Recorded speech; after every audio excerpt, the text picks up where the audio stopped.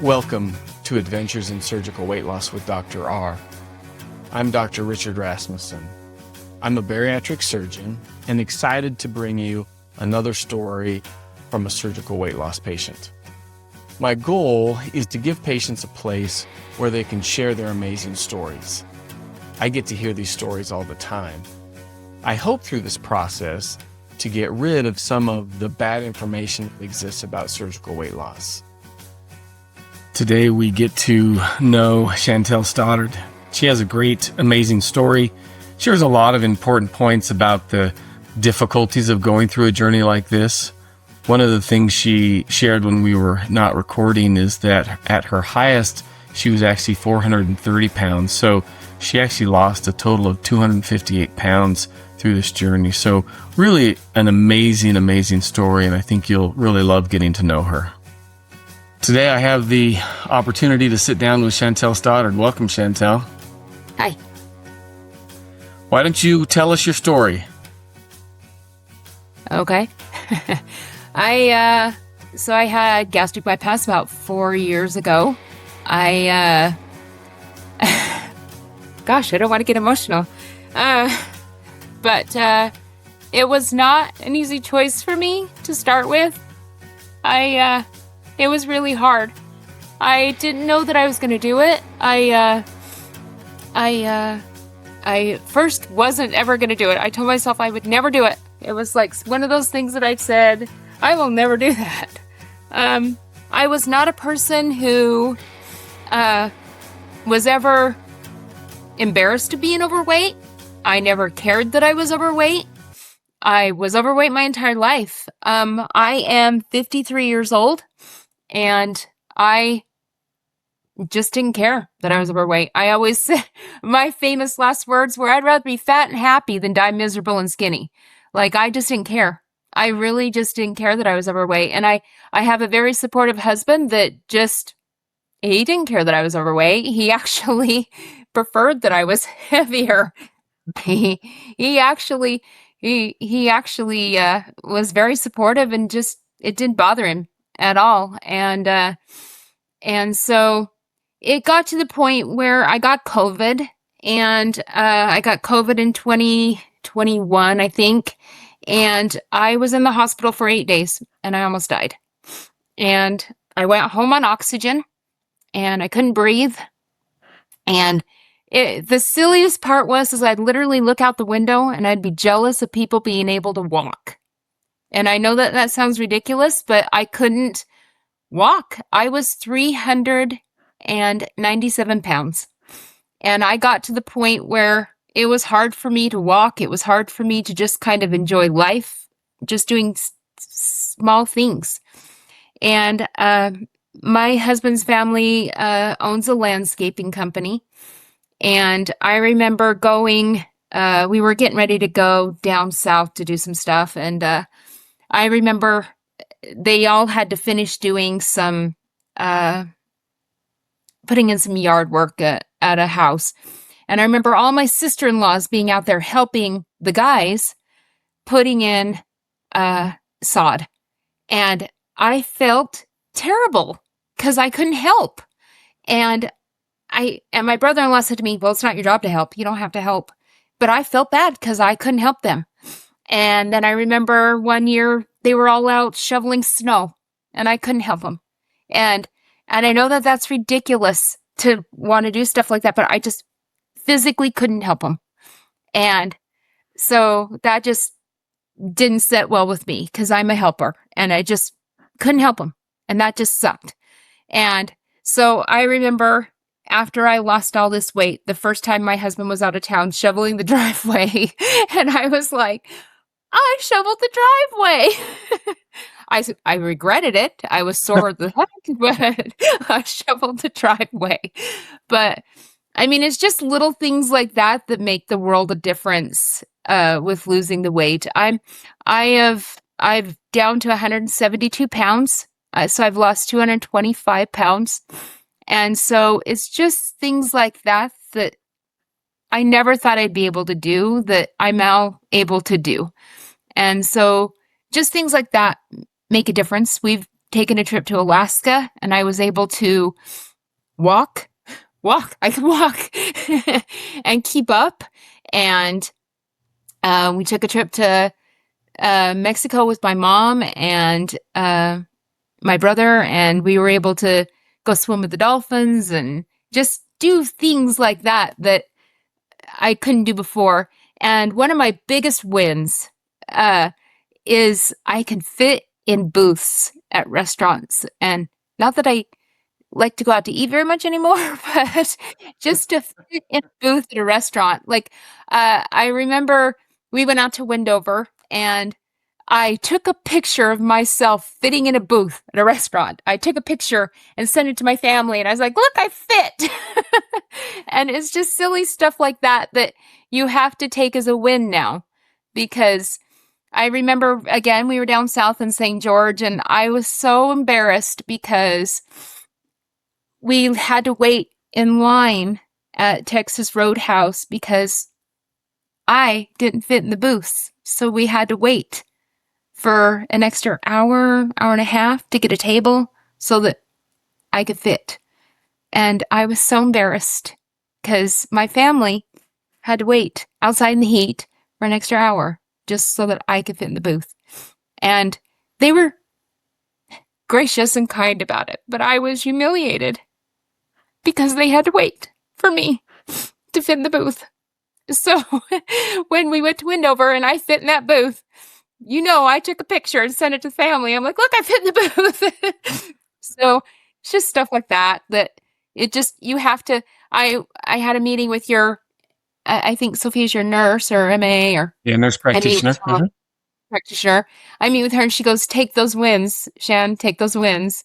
And so I take those and I focus on those, because one thing about this surgery is people say to you, it's the easy way out. And I'll tell you, it's not. This is not easy. And it hasn't been. And it is a mental game that you play every day with yourself. Because even now, 4 years out, it's not easy.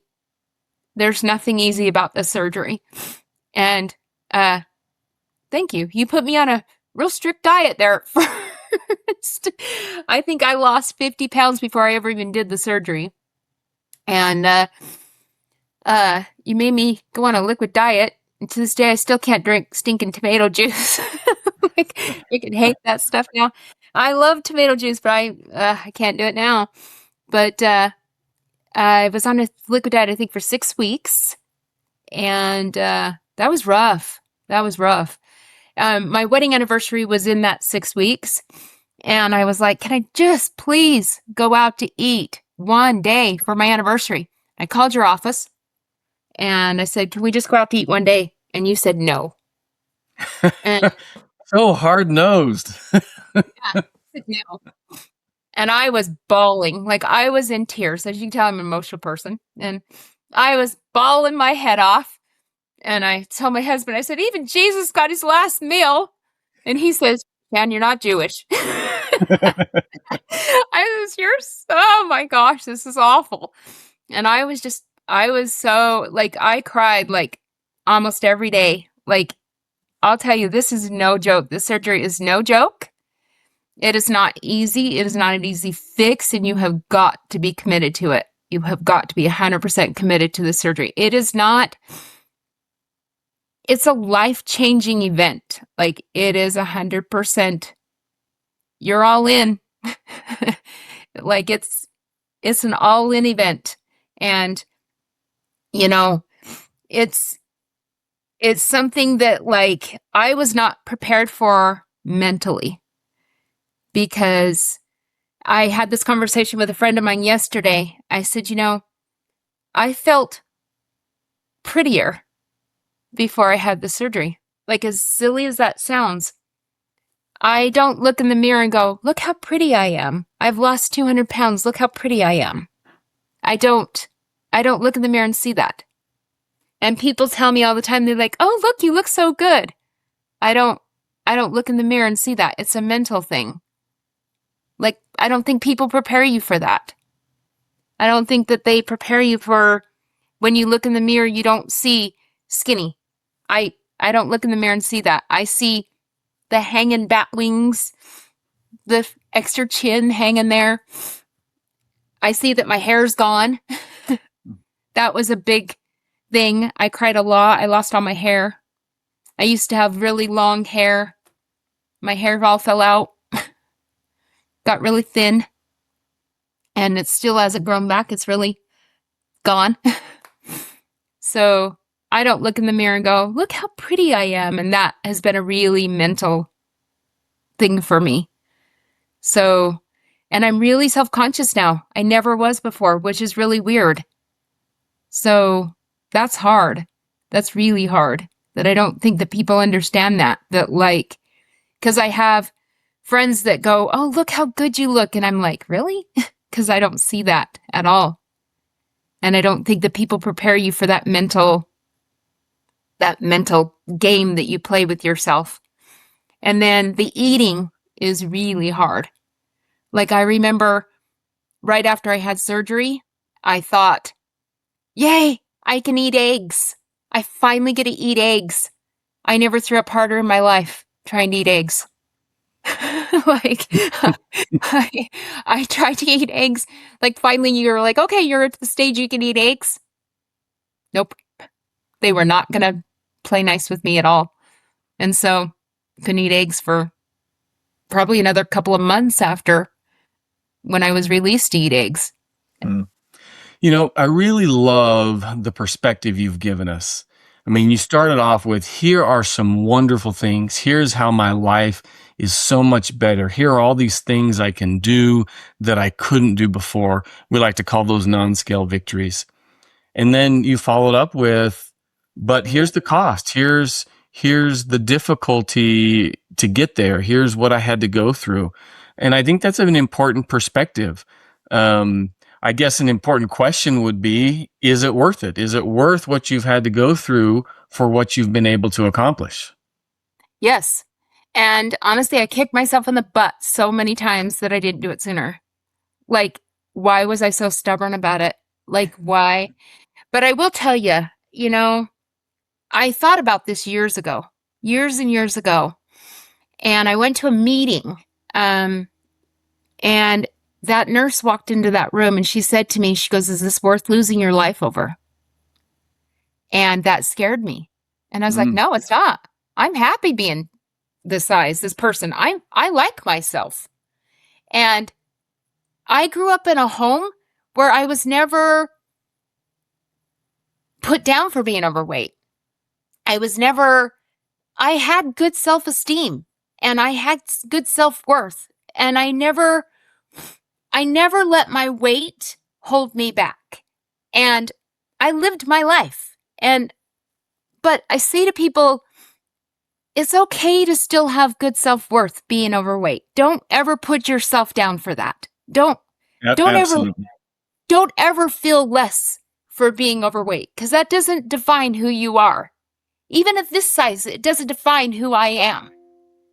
But find a way to live your life, whatever size you are, because there's a lot of life out there to live at whatever size you are. And weight doesn't define who you are, but live healthy at whatever size you are. Because I will tell you, I feel better. My knees feel better. I can do more at this size. I can go out and I can walk and I can go out and shovel that driveway now, even though my body aches afterwards. But, you know, that's the thing, you know. But now I live always scared of gaining the weight back. That's something that's it's a real thing for me. Like, I'm always worried about, I don't want to gain this weight back. I've done a lot of work and I've worked hard, but now I'm scared of gaining it back. So, let's talk about a couple of those things. You mentioned you're 4 years out. You mentioned, it's really been a mental struggle for you, but you're 4 years out and you've, kept this weight off. So you've figured things out. You're doing things that help you accomplish that. So what are some of the things for you that have helped you be successful? No soda. Absolutely no soda. I've learned to listen to my body. number one thing that I find for me is that I eat to live, I don't live to eat. And I've learned about myself because I used to always say food's not a comfort for me. I've learned that food was a celebration for me. We would go out to eat for everything in my family. Like it still is a thing for my family. And food, our lives revolve around food a lot. And I think that a lot of people, that is the thing. Like birthdays, you go out to eat. Holidays, you go out to eat. But one thing that is really weird about this surgery that I don't think anybody ever told me, your food habits change so much. And like your taste buds change so much. Like I used to love nothing more than to go to McDonald's and get me a breakfast sandwich from McDonald's.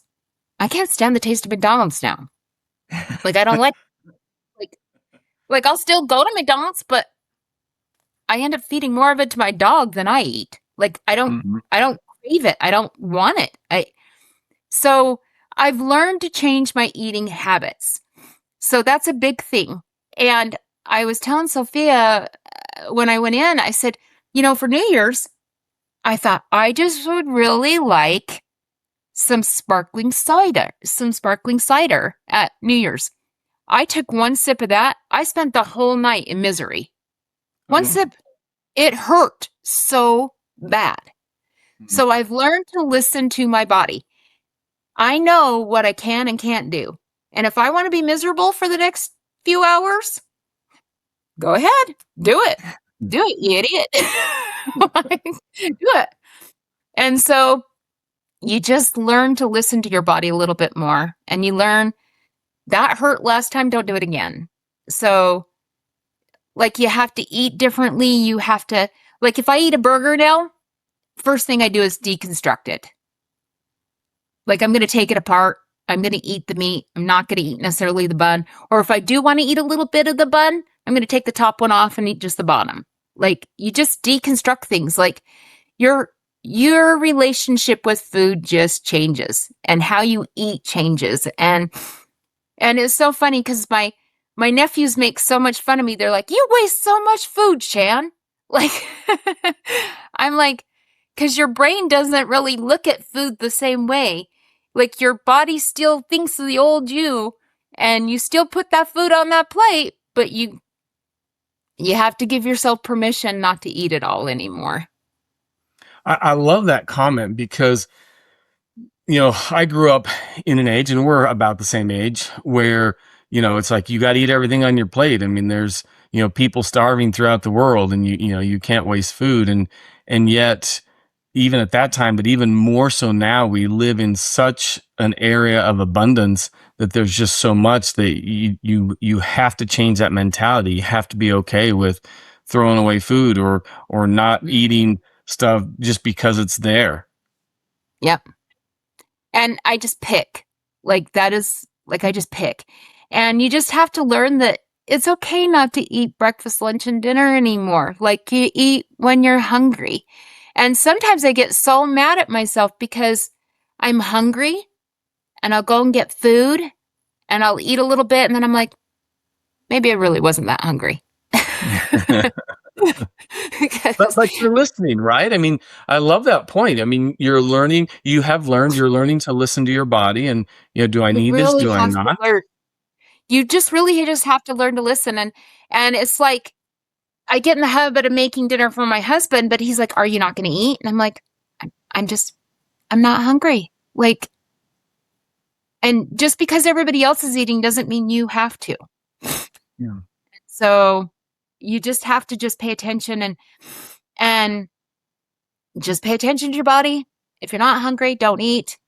Or, just have a little snack. It's okay.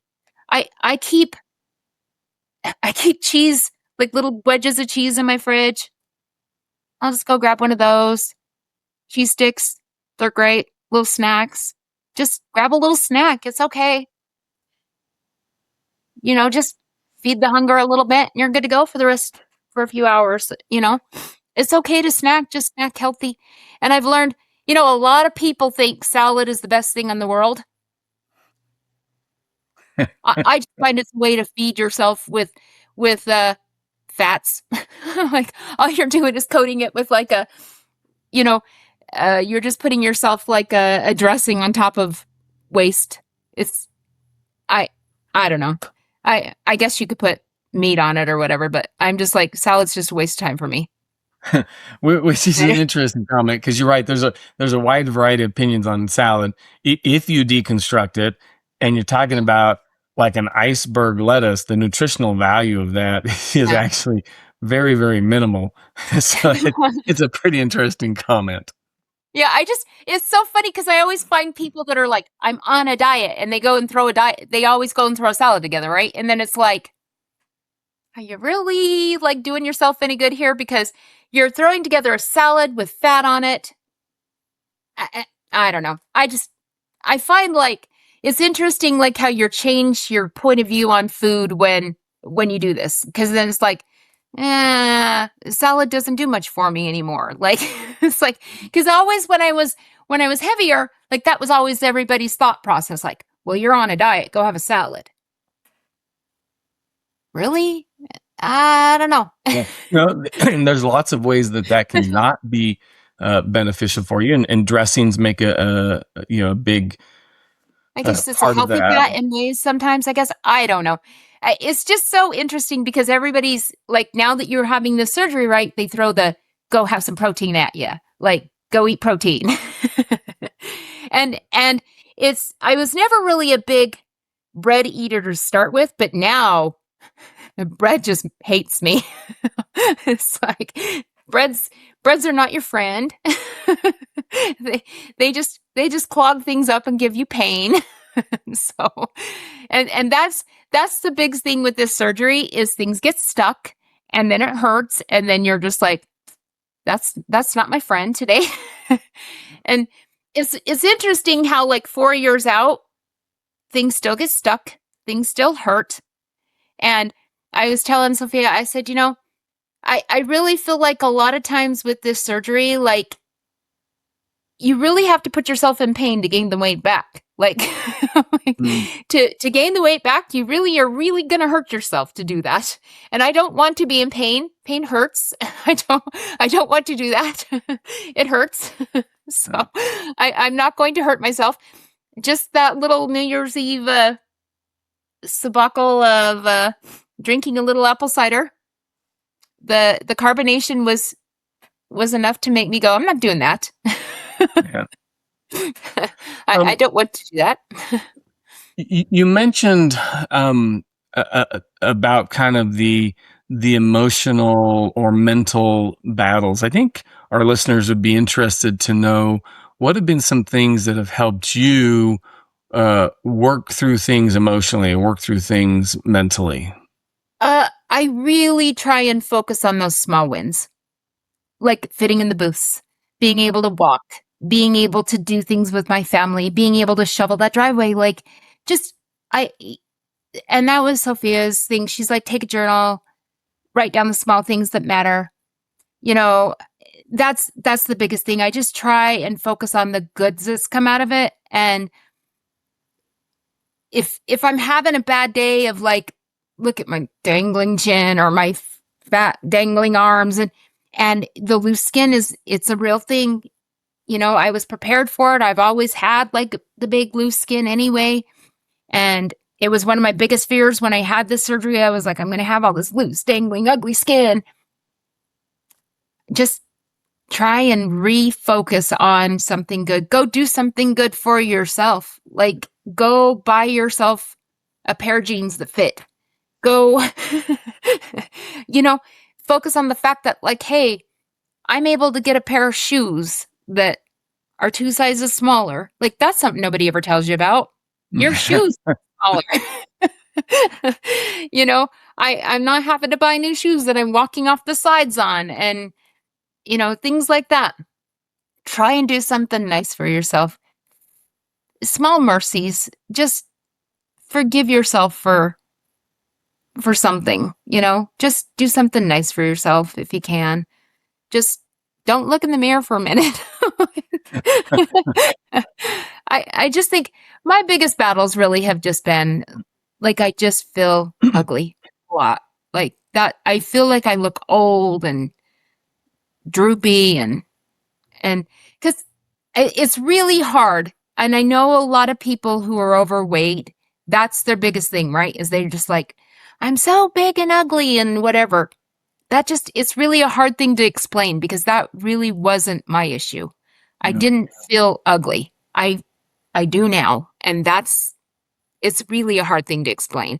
But Body image is a big issue, and we see kind of all aspects of it, like you've mentioned. Some people who feel like this body isn't me, others this body isn't me, and a lot that okay, it's changed, but I still see the old me. I don't see the new me, and for anybody listening, if it's really bad and it really, eats at you mentally, there are counselors that can help people work through that kind of stuff. But it feels like you've found a place to be accepting of what it is. It's different. It's not what I like, but all these wins are more important to me than that aspect. And I do have to have a shout out to my family because I have the most amazing family. Both my family and my husband's family, they are the rocks. And they have supported me and been there for me. Lean on your family, lean on your friends. I have great friends too. And they are so supportive. And literally, like, people love you for who you are. And that makes a huge difference too. So, and it doesn't matter what you look like. It doesn't matter that because who you are is inside and that makes a difference. And that's who these people care about. And know that and rely on that because it doesn't matter what the rest of the world thinks. The other day, I was in a restaurant somewhere with my mom and this little kid was looking at me. And it's funny because you forget that you've lost this weight. You forget. Like, you really do forget. And it used to be that I would see these little kids staring at me and I'd be like, they're looking at this really big girl and they're making like looking at me like, oh my gosh, look how big that girl is. And I literally had to go, oh, you're not like that anymore. They're not looking at you because you're like this heavy girl anymore. And I was like, oh, wait, do I have something on me? Like you have to do this mental check because it used to be little kids would be like, they would say comments and little kids are bold, right? And when you're 400 pounds, they make comments like, mommy, look at that girl or look at that lady. And so I literally had to do a mental check real quick and go, oh, they're not making fun of the big lady anymore. And then I was like, wait, what's wrong with me? Have I got something on me? Why is this kid looking at me like that? So it's just really interesting that you have to think about your family isn't looking at you like that. Your friends are not looking at you like that. They love you for you. And the general public, if they think of you like that, who cares? And I had a really good friend who has now passed away, but she said, let them look. Who cares? If they don't like it, they don't have to look at you.